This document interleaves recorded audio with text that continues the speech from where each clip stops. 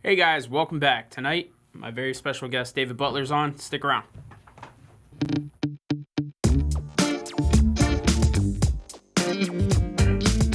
Hey, we're back. It's Thursday, trading desk. We missed last week. I had something very important to do. Very important. I'm not sure why we didn't do a show. Some kind of technical difficulties, but I enjoyed the week off. Got a very special guest. Not first time, almost first time. Second time. 1.5. That's true. It was like a half show. Yeah. David Butler, why don't you tell everybody what you do? I'm one of the advisors with the Watch Box. Been here almost 2 years, and came up under Jason. Great guy. Has helped me out a lot. So I trade and kind of do what they do every day. Love it, and glad to be on the show. All right. I wasn't fishing for the compliment, but I'll take it. No, Butler's guy in the office is the grinder for sure. So he's a trader as well. First, you a year yet or? Yeah, 2 years, bro. 2 years. Fuck, Yeah. Time flies. I don't think I'm allowed to say that word on YouTube. Anyhow, so definitely on your way up. I've been trying to get David on the show for a while. It's going to be a good time. So I'm also a client of Jason. I've purchased a couple. David's where Jason's watches go to die. Yeah. So, but it's Jason cool. Main Watch Graveyard is my watch box. So David, we're going to do a couple things on this episode, one of which starts with wrist shots. Okay. You want to go first? Am I or up you first? Want me to go first? Yeah. I got right there. So this is a Seamaster Diver 300. Purchased this a couple months ago. Have a baby on the way, so kind of wanted to celebrate that. And didn't have enough capital to put out for the Rolex, so went with this. Jason, I think you picked this up at a knife show where you did a trade for it, and was able to beat you up pretty good. Give me a really good deal on it. So I've been loving it. I wear it pretty much every day now. And yeah, just a great watch. Great, really first luxury watch for me. So yeah, it's a cool thing that it's something that the way I kind of looked at it was it's like something that would sit in the back of my watch box and really not get a lot of time, and it's something special for you, so it makes more sense for. But yeah, for sure. I got it. Love it. Not terribly expensive, and I also got Mike Michaels to hook me up with the service on it. Yep. So Shout out didn't Mike have too Michaels. much invested. Shout out to the watchmaker. Wrist shot. You guys, this is the 216570 Polar white dial 42 millimeter that that I've been in love with. Threw a new strap on there. Seasonal, little Love pumpkin. Actually, the color matches the GMT hand pretty well. It's pretty comfortable, and it's got a really good look, and I can rock the generic steel buckle without worrying about scratching it up. So it's a canvas and pretty comfortable, lightweight, and kind of changed the look for a little bit. I'm sure I'll throw it back on the bracelet shortly, but I've been digging it. It's been on there for 2 days, and this is a Barton strap, and they do the silicone. I ordered a few silicones for some Seikos and figured why not try this, and Super I think the strap comfy. is like $30. Yeah, really easy to change too. So yeah, I did pull the pins out of this strap and go with the Rolex pins because they're wider. So I had to use plier and pop those like quick release pins off. But all good. So all right, that's wrist shots. Butler's wearing my my retired Graveyard. That's a great watch though. I mean that's a watch that you'll have for 10 years and it still fits in the collection. Yeah, it's You might not wear it as much, but 20 years old, I think.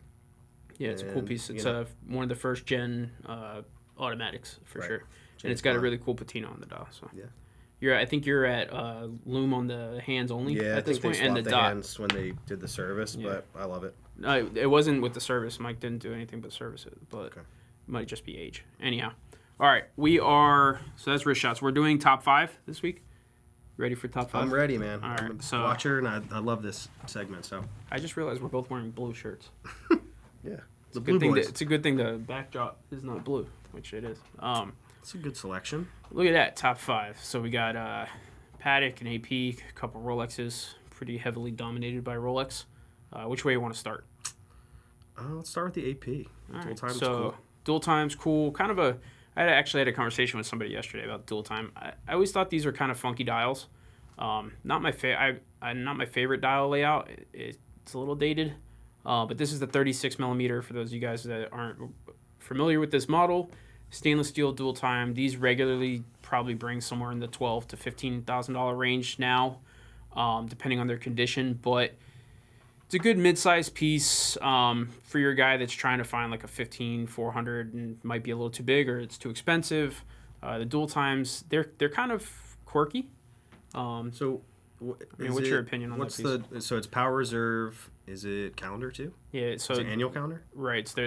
No, it's not annual. It's just their dual time, and then power reserve. So, but it's also like this particular piece. If you've never played with one, the way that you set the watch is kind of finicky, and that might actually be a good video to do, maybe on Instagram or something. But it's kind of very best way I can explain it is it's like very old world watch tech. Mm-hmm. So kind of very dated feel when you set the watch as well as the look to the dial. But I mean, I guess for 12 to 15 grand is a stainless steel AP. Solid. So if you could rock the 36 millimeter size, by all means, I guess. Not for us. Not for us, but I would say that a 39 millimeter, like a 15202 Jumbo. Or something like that for sure. Yeah. So number 4, this is your next watch, right? I would love that watch as my next watch. I have a yellow gold wedding band, and I would love. That's like a Tony Soprano, man. I love it. But I like that. Yeah, it's a Al Pacino, Tony Soprano special. So solid gold, date 8 Prezi.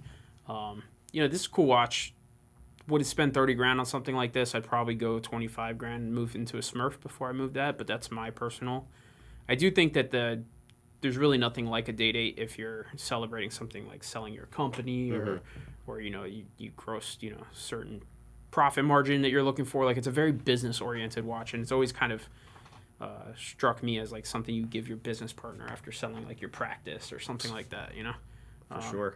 Not a solid gold watch that I would wear. I do actually really like the white gold green dial variant of this. I think it's pretty. Love it. But it's a little more stealth wealth, as we would say. Stealth wealth. I like the sticks better than the Roman too, but it's still cool. Yeah, could take it or leave it on either one. But all right, and then a little bit more run of the mill, 36 millimeter Datejust. I know it's weird to say run of the mill for Rolex, but Grandpa's watch. Yeah, the Opa special. Yeah. The Austin Tom special.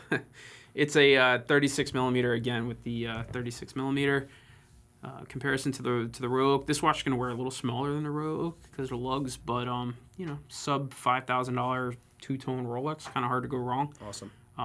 We see a lot of these come into the shop because it's something that's very commonly like handed down and people it's too small or whatnot. Mm-hmm. I hate to say it, but a very like millennial type of Rolex because it's kind of like a good entry into the first Rolex. But number 2. I wonder why that's on wait list. Might be because it's probably the hardest watch to get in the world. Do you think we have a new one downstairs or? Yeah, I don't think so. No, I don't think so either. It's funny that I actually would argue that the market's kind of slowing down on these. We've seen some evidence to support that, and we're kind of making decisions in buying to pump brakes a little bit on some of the steel Aquanauts and Nautiluses. But we'll see in the next 6 months or so. I think it'll probably get stronger before it gets a lot weaker. But the hottest watch, let's call it the hottest stainless steel blue dial sports watch in the world, right? Absolutely.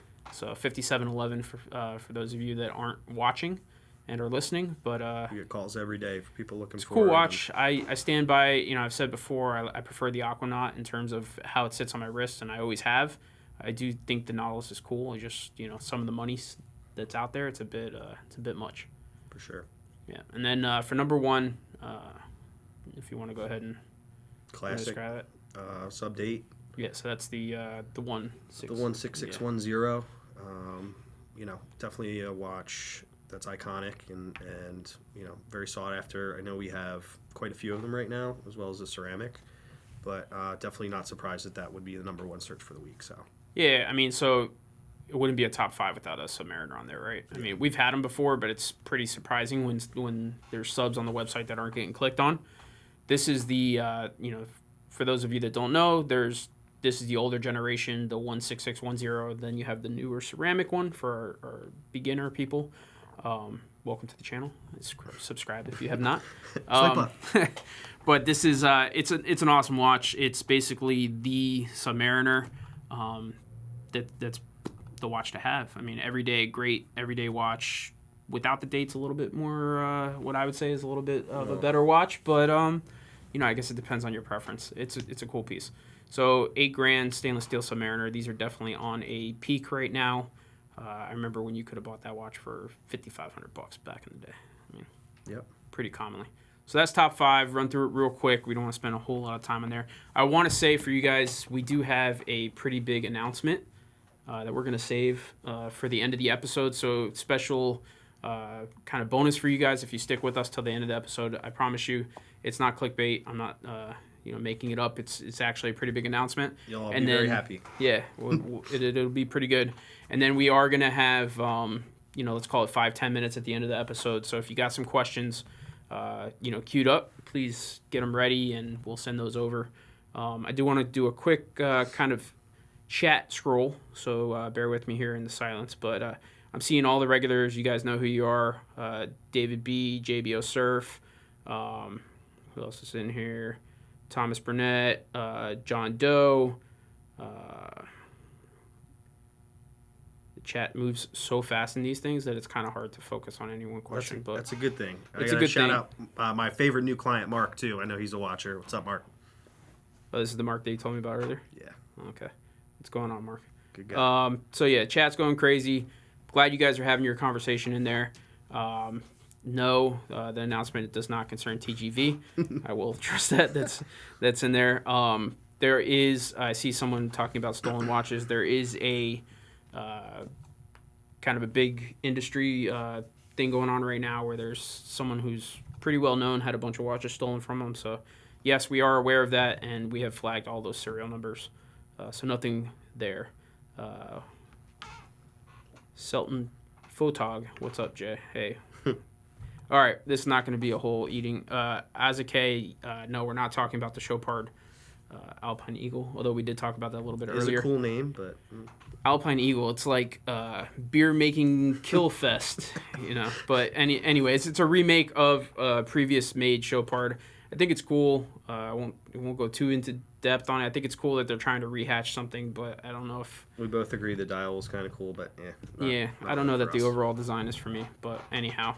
We will, I'm sure, get them in and go over them once we get them here. I do think it's a little weird that they made like 15 of them right out of the gate. There's like a bunch of different variations. Anyhow. Blue dial, sports model. I mean, that's what everybody wants right now, I guess. Anyways, I don't want to get too into... There are some questions in here, and there's some valid questions in here. I'll try and remember to scroll up at the end of the episode, but it probably realistically won't happen. So copy, paste, get ready for later. Anyhow, so gist of the show pretty much, and it's not going to be very long-winded, but it was a conversation that I've had a couple different times with it seems like I had this conversation more like a couple years ago when the Apple Watch, and if you guys clicked on the video, I'm sure you saw the little clickbaity we pulled that Versus logo from Street Fighter, so I was like that's kind of cool. Like a cool little wink, but anyhow, this is going to be a fairly positive kind of overlook, in my opinion, as to what the Apple Watch has done for our watch industry and for the space that we love, and less of, Apple Watch sucks and we're better. So I think this is a more positive spin on the segment, but a little bit clickbaity in the title. Hopefully it gets tons of views. If you guys are watching this live, please hit the like button. That helps a lot. And if you're watching it after the fact, like it and comment. But essentially, the conversation was born when the Apple Watch first came out, right? A couple years ago. We're, I think, we're on the 5th generation now, so it's been out for quite a while, 5 iterations. The newest one is 44 millimeter. It comes in titanium, ceramic now. So it's kind of cool because now the watch world's influencing, where it was supposed to be like Apple's going to take over and it's going to be the new thing. Now you're seeing them with... real watch-inspired faces, real watch-inspired straps. So it's less about, we're the new thing, and look, we can also be old school, too. And I think for a collection, it's probably, a complimentary thing, too. I have guys who love their Apple Watch. They love it, to wear it golfing. You can kind of see there's different apps and stuff. Counts your steps, so, tracks your health there's and some all that fitness good stuff. But, I just really think, if you're a watch guy and you have an Apple Watch, it's not your everyday watch, probably. I would argue that. So my whole kind of, and this is the conversation was born in the beginning of this, but I think it holds true, is everybody thought that the Apple Watch was going to, decimate watches and really just take over. It was going to be the thing. And, similar to how people say, like, I don't need a watch, I just tell time on my cell phone. I actually think the inverse has happened. It's I thought it was going to happen, but I would say it's actually happened. And we're seeing lots of youth, lots of, different generation actually wearing watches now. Mm-hmm. And I think the Apple Watch really helped bring that back onto people's wrist. And, there's a technology aspect at first, but then you're used to wearing a watch, and now you start noticing people wearing watches. And now your eyes are open to this space where, let's say, 10-year-olds to 15-year-olds 5 years ago probably weren't thinking about that. Right.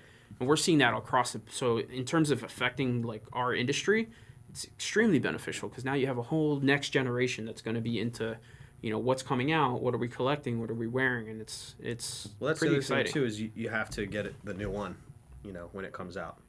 So if you I think the Gen 5 is just coming out. I don't know. Yeah. I don't have one. Have you ever owned one? No, I've actually never owned one. I considered buying one, and then one of my friends in the office was like, the new one's coming out, so didn't pull the trigger. Don't think I'm probably going to pull the trigger. I'd rather save it up and put it towards something. I just don't know that, like, so I know for a fact else. If I buy one, like, so I got the new iPhone. Mm-hmm. The iPhone, I'm on the phone all day long. Yeah. It makes sense. My 8 was a piece of crap, so it was due. But I'm not the guy that's like, I gotta update every year. Yeah. I do think that the fact that most people do update every year with the Apple Watch specifically, to get back to the point, probably sells the fact that's like, man, I gotta upgrade this every year. Like, what watch don't I have to upgrade every year? Well, guess what? These are meant to last forever. Hundreds and hundreds of years. Right. So, sells that point, sells the fact that, like, there's new bonding aspects, like your dad's into watches, now you have an Apple Watch. Well, can I wear that to graduation? Like, I hear these stories all the time. Yeah. And you constantly hear watch guys go, well, I'm not giving up my watches to wear an Apple Watch. Right. But you never hear, I only wear an Apple Watch. I don't want that. I guess it's probably because if they're calling us, they want a different watch. A lot of people only wear Apple Watches, but that's okay too, I mean, there are going to be people that are like, I want to sell this watch because I never wear it anymore because I only wear my Apple Watch. But that's fine. I wouldn't necessarily consider them watch guys because they probably have the one. Not that you can't have a one watch collection, but that's besides the point. The basic, there's a couple different very positive things that have, I would say, come to light. And two, like, one is what I mentioned, where now you have a younger generation that's invested and starting to understand and adopt watches. And two, we've seen a huge shift in, like, the age of watchmakers that are coming into the industry. Now you have this whole new generation of younger watchmakers, which 5 years ago was an epidemic. People thought, like, the art was going to die. Like, there was no, and a lot of these brands, to their credit, have opened up, like, training schools and, special educational programs and stuff like that to get the youth involved.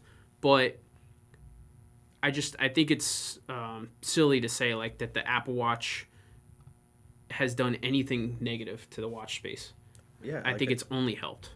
Yeah, like I said, I think people are more used to having it on their wrist, and I think it's a complimentary watch in your collection if you're into, luxury watches. Yeah, and to be fair, like, it's not, like, Seiko doesn't give a crap about Apple Watch. Like, it hasn't hurt Seiko. It hasn't hurt. I think the only place that the Apple Watch has actually done any harm is with designer, like, fashion branded watches. Mm-hmm. Like, the Calvin Kleins and Michael DKNYs and Michael Kors and all that stuff that's, like, sub $500. Could you have a one watch collection that is the Moser minute repeater Apple Watch? Could that be your one watch? I mean, it's a watch. That watch is cool, but that would drive me crazy. I think there's only one too. So. Yeah, no, but I think that there's a place for the Apple Watch in most watch guys. I don't personally see myself owning one. I've thought about it. I've thought about, like, for going to the gym and stuff, if it makes sense, and also, like, an extension of my cell phone, which is usually, nowhere but, like, 3 feet from me at any given time. But then it's like, do I want another one on my wrist? And I'm definitely not giving up my real watches. And I've seen guys wear both too. Yeah, I'm not going to be that guy. I'm not going to be that guy either. Shout out to Spanish Rob, who Is the only guy that I know that every day wears two watches. He can pull it off. But I'm not going to be that guy. I'm not going to be the guy that puts. I've seen where like on the other side of the strap you have the Apple Watch, so you have two. Listen, it's cool. I give it all the props in the world to being. It's the most versatile battery. It's amazing. It's not quartz, but battery-driven watch, right? It's the most versatile. You can't argue with that. It's got the most complications you could possibly ask for, because it's essentially a smartphone. Now it is a phone. Like they have the cellular ones now. The only thing it doesn't have that, because my wife wears one all the time. She loves it, but it doesn't count your sleep. She used to wear the Fitbit, and it, monitors your sleep and all that stuff. But that's really the only thing. Gottlieb is in the chat.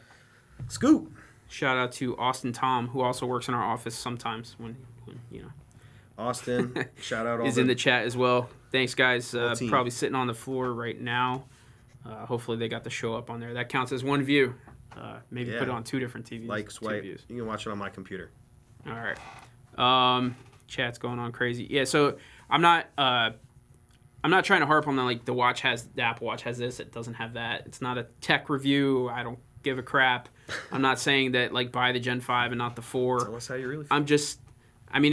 It's a cool conversation when we're talking about conceptually. What about, so the Apple Watch is awesome, but what about, I saw somebody took it down and I had no idea. It's a Mont Blanc smartwatch. Taguer has one. Josh had one. The Mont Blanc? No, the Mont Blanc. The coolest part about that watch was there was a silicone NATO strap that was stretchy. It was weird, but it was cool. But the watch, so... But when you talk about the technology aspect and how you have to upgrade it every year or two with your new iOS or your new whatever Apple or Droid software, probably doesn't make sense to be spending $1,800 or whatever those cost. Right. But so I don't know that I would have to say the Apple Watch is dominating the market, right? I don't think you can say that there's a more dominant smartwatch that exists. No. Which is fair, I think. When we see smartwatches kind of took off for brands, like you were saying with the Mont Blanc, with a couple of other... did one. Frederic Constant did the Bluetooth thing that was it was a real watch, but it was attached to your phone. It would set itself. Those watches kind of failed. And I don't think that that's the exciting part. I think the exciting part is now, like I touched on earlier, is what the watch world's doing to the Apple Watch. Right. So they announced, I know someone mentioned it in here, but the 5 has always on, which is the screen is always a watch, where it doesn't turn off anymore. So now I didn't know that. That feature is because people that wear real watches are it only turns on when I look at it. So guess what? Now it looks more like a watch, right? And we get Hermes straps and leather straps. We have people make Panerai straps fit on Apple Watches, which look cool. The Hermes ones are the Daytona faces, Aquanaut face, Perpetual Calendar, 5980 faces.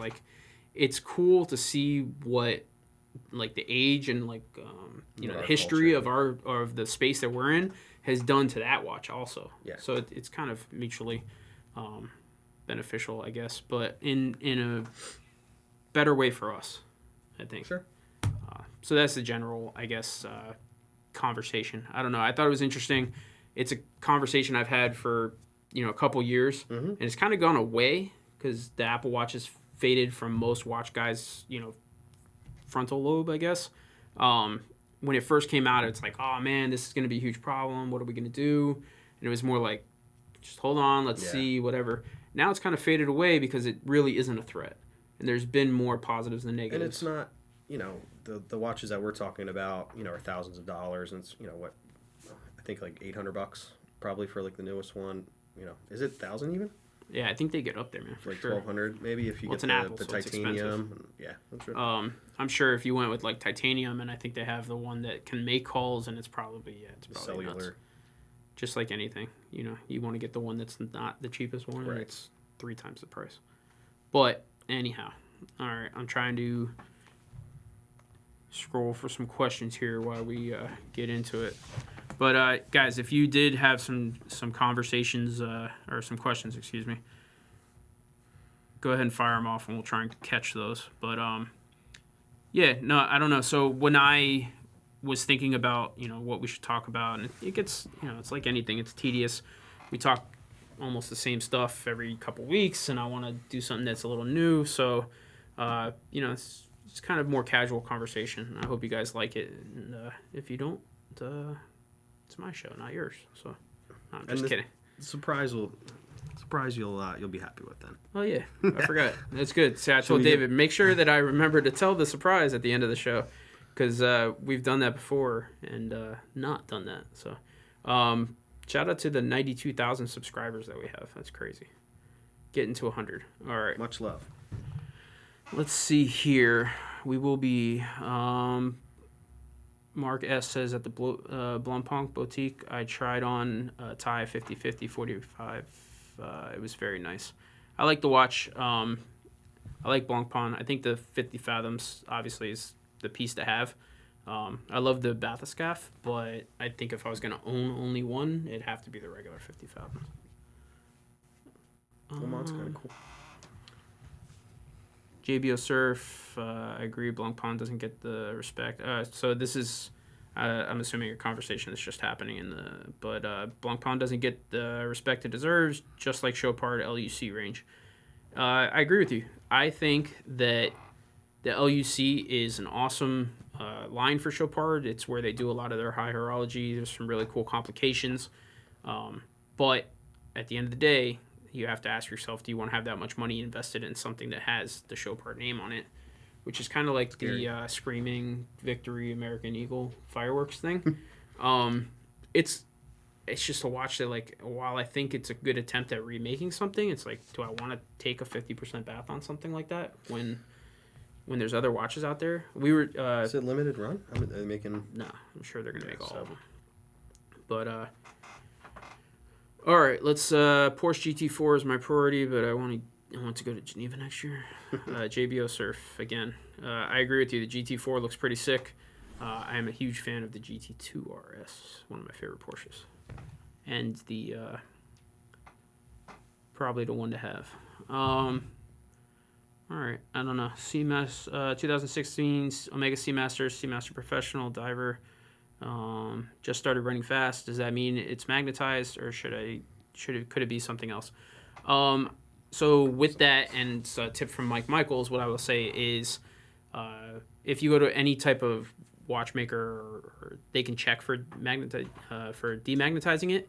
If that's not it, then what I would say is, if you find yourself putting the watch down in the same position every week or every night, that can actually affect timekeeping. So if you're seeing it run fast or slow, try and flip it over, like either put it crown side down or on its back or on its crystal, and see if you can change the run rate of the watch. So sometimes you can slow a watch down or speed a watch up that way. And it's not the perfect fix, but it might be a good temporary fix until. Where can I get a Watchbox sweatshirt like Dave is wearing? Thomas Burnett. Dave will sign this one and ship it to you if you like. You just hit me up on my cell. I think we actually might have $35 to your PayPal account. I'll take it. I think we might actually have some new swag coming out, and you might be able to see that on the website soon. So. Yeah, I thought about cutting like trading desk stickers or something like that, but I don't know. If you guys would be interested in that, let me know. Yeah. Let us know if you guys want any swag or anything like that. Let us know, and we can try and make it work for you. Eric Nielsen says the Chopard is really, really good next year at 50% MSRP. I don't even agree with that. I don't think. No, I don't know. I got to see one in person. I'm not gonna, but why wouldn't you buy a Bulgari Octo Finissimo? I mean, greatest watch that ever existed. I mean, we got a lot of car talk going on, which I'm down with. I'm a car guy. You just got a new car. I did. I'm not so much of a car guy. I have car guys in my life like you and Alex. So yeah, it's good to have good friends. Eric Nielsen, if your watch has a chronometer certificate and you can find the slowest position on the cert, you put it down every night. Yes, that'd be a good way to. But if not, then it's going to be more of an experimental process. Pipboy8787, Jason, what knife are you carrying today? That's a good question. I used to do this all the time, and I never do it anymore. This is let's see if we wake the camera guy up. There we go. It's a custom Serge Bachenko. It's called the EDC, and it has a little special Punisher skull on the clip, which makes it super cool. That's super Jason Maine. Yeah, and Jason Maine written all over it. Custom knife. So there you go. Very cool. What else? Looks like we're talking about the new C8, which is fantastic value proposition in and of itself. The new Corvette. Yesterday launched a hardtop convertible, which is my opinion the better of the two. You buying one? No. You got 3 cars now? If I were to spec it out, it'd be $90,000, and I'm not spending $90,000 on a Corvette. All right, fair enough. I'd buy a C6 ZR1 if I was going to buy a Corvette. But what else? Any other questions, or should we just call this a short show? What about this last one here? Why don't you answer that for the folks? Somebody just asked. Jeff. David B., who's not you, apparently, because you don't have a computer in front of you, says, I think I saw that on Jason's Instagram, which is probably right, because that's where you put stuff like that, is on Instagram. But I appreciate you following me on Instagram.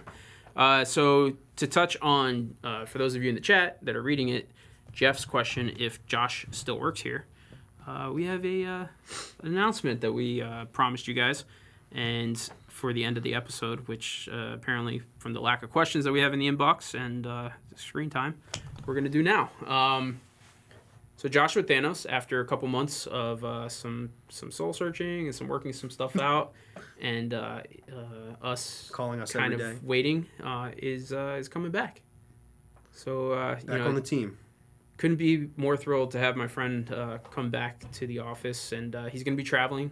He's not going to be doing, for the long-time viewers, that a lot of that was a lot of back and forth, and we talked about it before. Yeah, he was tough life. Flying up every weekend, and it was tough, and they're trying to settle roots down there in South Florida, which they've done successfully, and he felt like he took care of what he needed to take care of, and he's going to be traveling less, but he is going to be here. We're going to work out the details, but I think it's probably going to be at least once or twice a month. So coming back to the trading desk in an episode very quickly. Joshua Thanos is going to be Josh Thanos back on the episode with myself, and then when he's not here, we're going to be peppering in guests that have been on the show previously. Like maybe we'll have David back on if you guys deem that should be. We'll Anytime. put a little poll in the chat. Help me out. But, Man Joe's has been great on the shows. I've loved having Elena on the shows. CQ's always the best. Armin is a super awesome time to have a show with, especially when we have a couple drinks before. You and I had coffee before the show, not whiskey, so that's a little bit different show. A little sober October. But there you go. Well, it's only the 3rd, right? That's true. But I think I broke that already. But anyhow, so not to discredit the announcement, Joshua Thanos, our friend and now co-worker again, is going to be back on an episode of Trading Desk very quickly. Next week? You promising the people? Next week. Better stick to your promises, Jason. So stay tuned. Thanos will be back. We're going to flip some tables over. We're going to get a little crazy. Get loud. Maybe get him on a rant or two. Talk more Panerai probably. There's going to be some Panerai talk. There's probably going to be some MAGA talk. Some Philadelphia hate speech. Make America Great Again stuff. We'll talk about all kinds of stuff. But anyways, thrilled to have him back. Thrilled to have David Butler on the episode. Special shout out to all the guys that are in the chat and constantly are. Special shout out to 92,000 subscribers on our way to 100. Please thumbs up the video, comment if you could. Shout out to Sequan and Austin who are in the chat. Probably snagging all the deals from my episode here while I'm working. Shout out all the girls on the team. They're watching too. Real quick, I want to... you have an Instagram? Rachel. My Instagram is watch.butler.